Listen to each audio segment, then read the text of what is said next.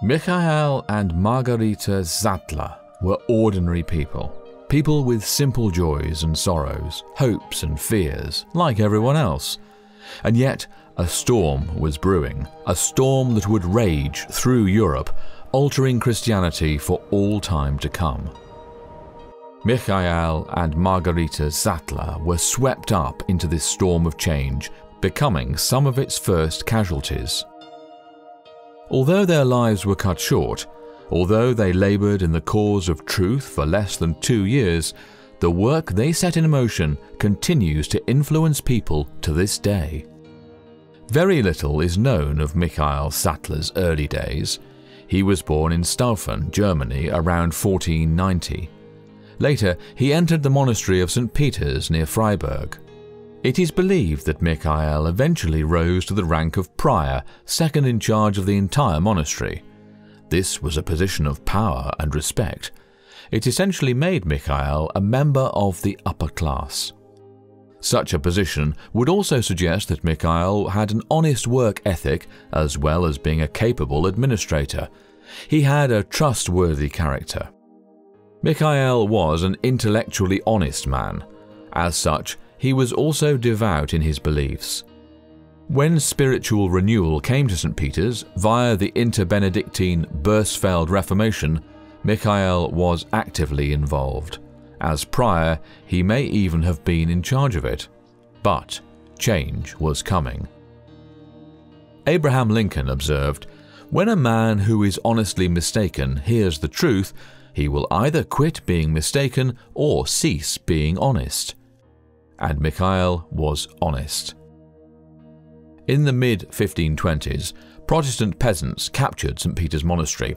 They demanded freedom from overtaxation and justice from the oppression of the nobility.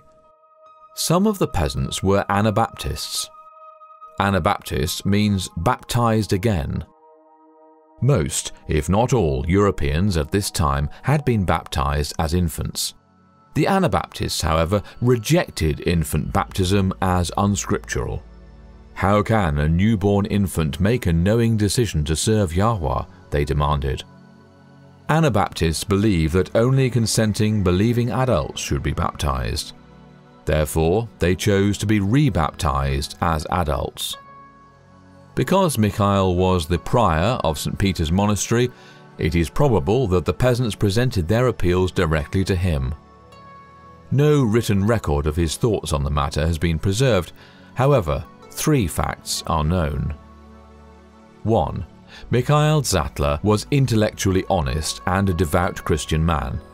As such, when truth was pointed out, he did not hesitate to accept it. 2. Michael left the monastery in mid-1525. 3. After leaving St. Peter's, Michael travelled to the Waldshut area from where many of the revolutionaries had originally come. With these known facts, it is safe to conclude that as an intellectually honest man, Michael became sympathetic to the peasants' cause and at least intrigued by their beliefs. Just a few months later, from November 6th to 8th of 1525, Michael attended the famous infant baptism disputation in Zurich, Switzerland. He probably wanted to hear the arguments both for and against the subject. The Reformation at this time was well established in Zurich. However, the Protestants there had not yet grasped the concept of true religious liberty, the right of the individual to worship freely as dictated by his or her own conscience. Protestant authorities in Zurich vigorously persecuted the Anabaptists. Michael was arrested and thrown into prison. He was released on November 18, 1525, after promising to leave the region. This early opposition was simply a foretaste of what was soon to come. Sometime between when he left the monastery in mid-1525 and 1526, Michael married a woman by the name of Margarita, who had been a nun. Like Michael, Margarita was intellectually honest. She had left the order based on her personal convictions of truth.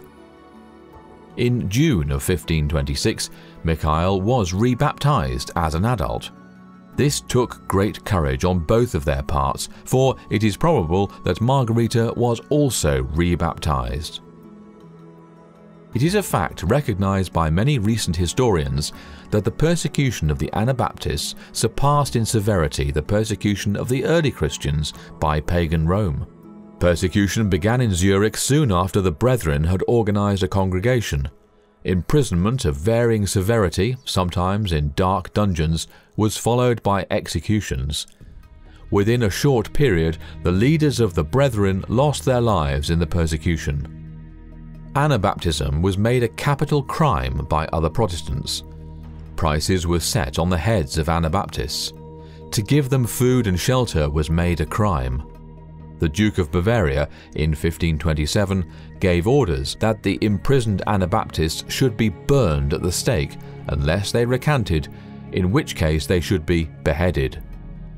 The dangers of laying aside error and following truth were very real, but to Michael and Margarita Zattler, truth was more precious than anything else.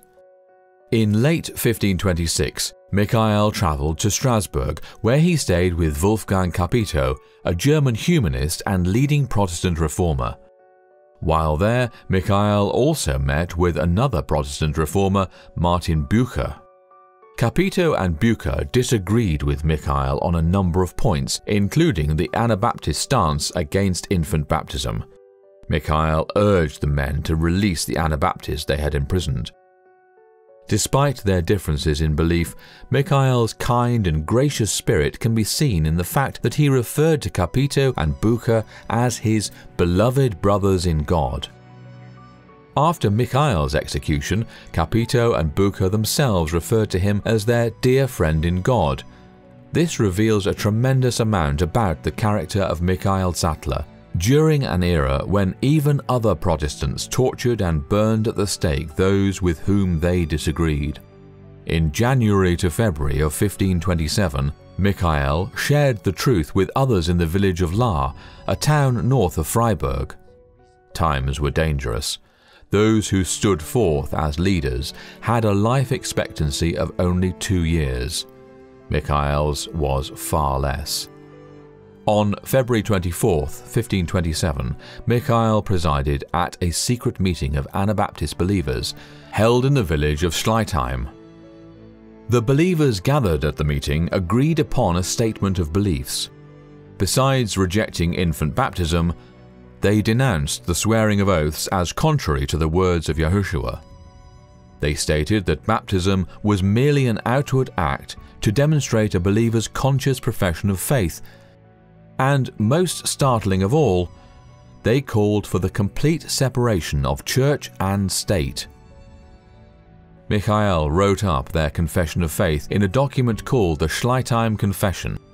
This document continues to have an enormous authority among Amish, Mennonite, and Baptist churches to this day. Without a doubt, Michael and Margarita Zattler felt joy and hope for the future of truth following the successful meeting at Schleitheim. It was not to last long, however. Shortly after the Schleitheim meeting, sometime in March of 1527, Michael and Margarita Zattler, along with a number of other Anabaptist believers, were arrested by order of Count Joachim von Zollen. These were normal human beings.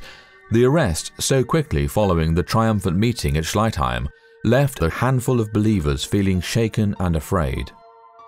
No one wants to face persecution, torture, and death. From prison, Michael wrote a letter to them, encouraging them to be strong and full of faith. I say to you through the grace of Yah, that ye be valiant and walk as become the saints of Yah.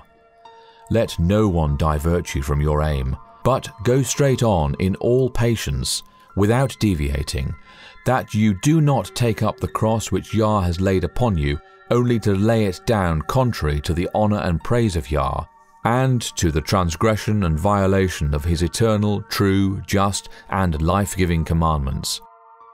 And let no man remove you from the foundation which is laid through the letter of the Holy Scriptures, and is sealed with the blood of Christ and of many witnesses of Yahushua.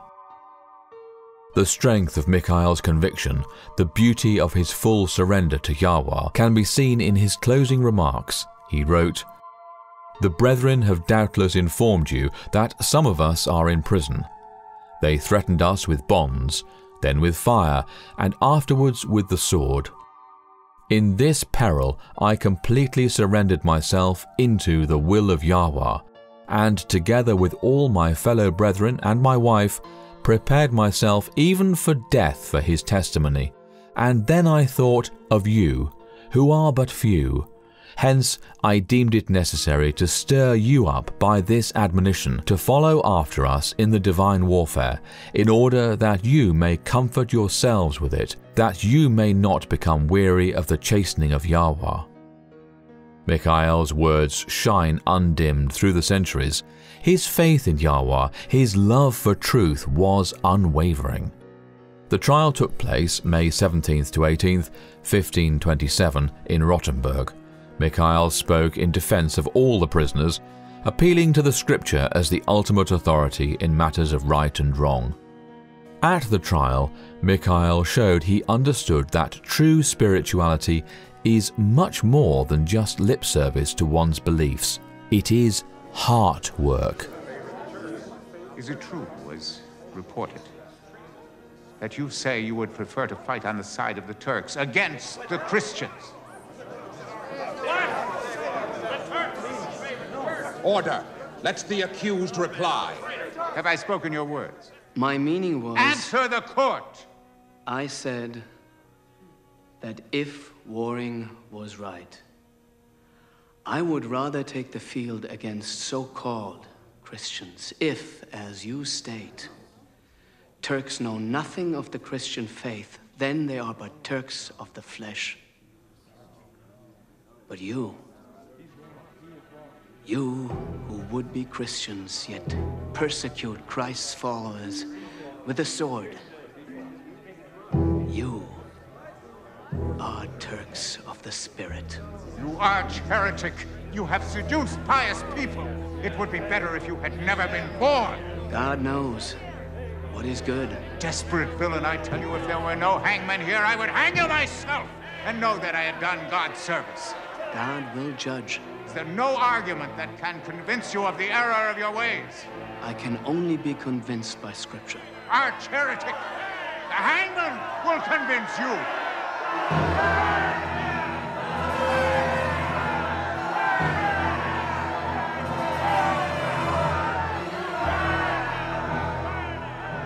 Mikhail summarized his defense with great boldness. "Ye ministers of Yah, if ye have not heard or read the word of Yahweh, send for the most learned and for the sacred books of the Bible, of whatsoever language they may be, and let them confer with us in the word of Yah. And if they prove to us with the Holy Scriptures that we err and are in the wrong, we will gladly desist and recant, and also willingly suffer the sentence and punishment for that of which we have been accused. But if no error is proven to us, I hope to Yah that you will be converted and receive instruction." After deliberating for just an hour and a half, the judges returned and pronounced judgment. It was an horrific, torturous sentence.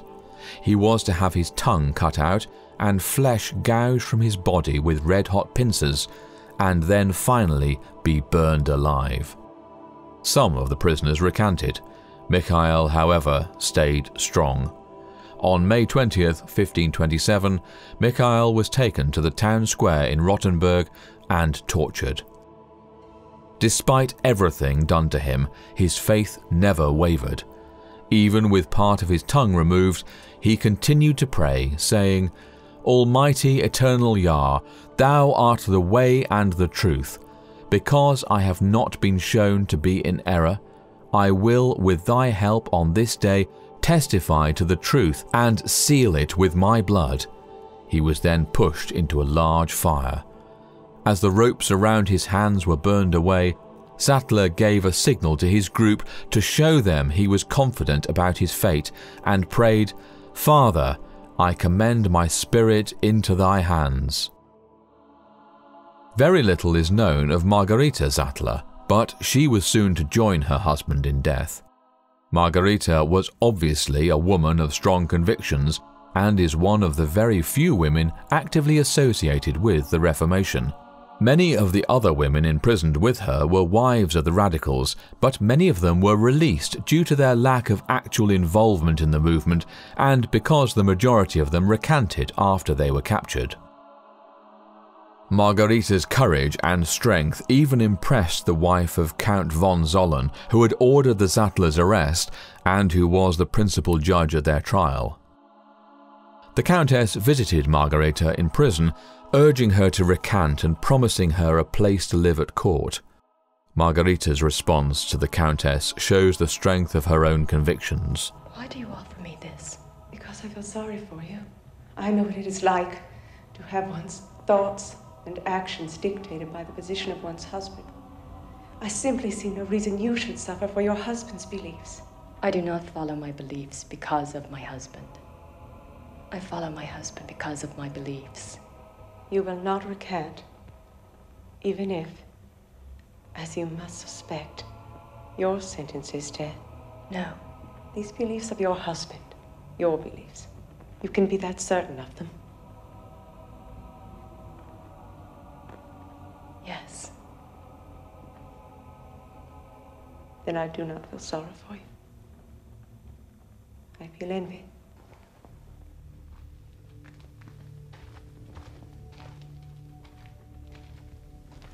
Guard. What will you do now? Wait. And pray.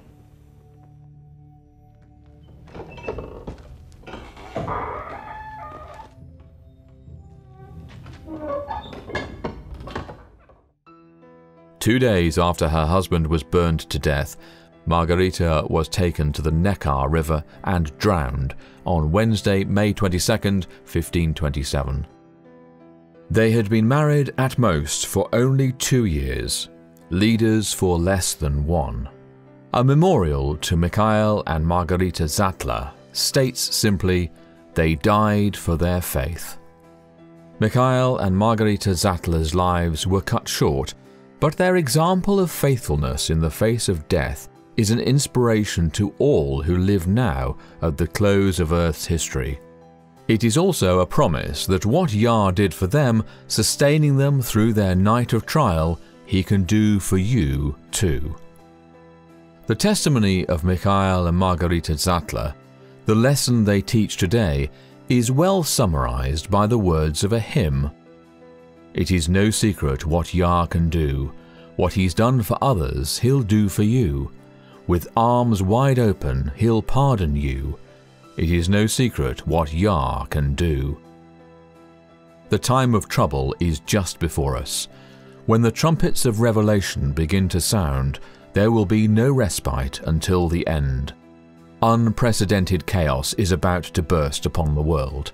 When demons, posing as extraterrestrial beings, overrun the earth, when the Pope is exalted to be mankind's representative, when false worship is enforced on pain of death, do you have the faith to remain obedient to the law of Yah?